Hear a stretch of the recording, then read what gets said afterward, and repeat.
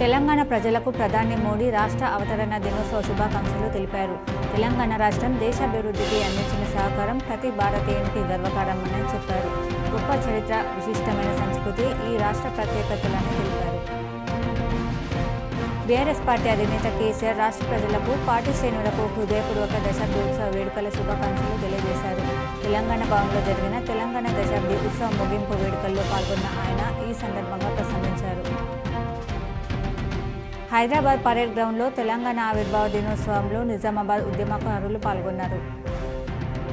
నిజామాబాద్ జిల్లా కలెక్టర్ కార్యాలయం ఐడీఓసీలో ఘనంగా తెలంగాణ దశాబ్ది ఉత్సవాలు జరిగాయి. ఈ కార్యక్రమంలో జిల్లా collector Rajiv Gandhi Hanumanthu, CP Kalmeshwar, urban MLA Dhanpal పాల్గొన్నారు.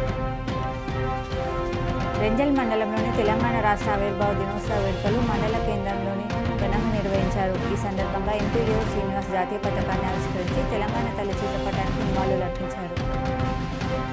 ఇందల్వాయి మండల కేంద్రంలో రాష్ట్ర అవతరణ దినోత్సవాన్ని ఘనంగా జరుపుకున్న ఇందులో ఈ ఫారెస్ట్ రేంజ్ అధికారి రవికుమార్ భట్, తహసీల్దార్ కార్యాలయంలో ఎంఆర్ఓ వెంకట్రావు, మండల ప్రజా పరిషత్ కార్యాలయంలో MPP Ramesh Naik, Indalwai police station కార్యాలయంలో జాతీయ జెండాను ఎగురవేశారు.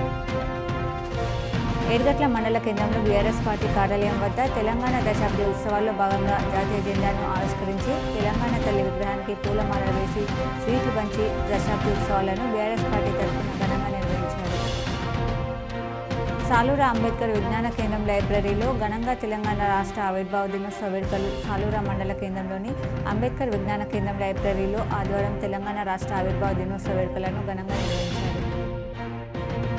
మాక్లూర్ మండలం ఉడ్డిటమ్మ ఆలయంలో భక్తులు ప్రత్యేక పూజలు నిర్వహించారు. మాక్లూర్ మండలంలో వివిధ గ్రామాల నుండి భక్తులు హాజరై అమ్మవారిని దర్శించుకుని మొక్కులు తీర్చుకున్నారు.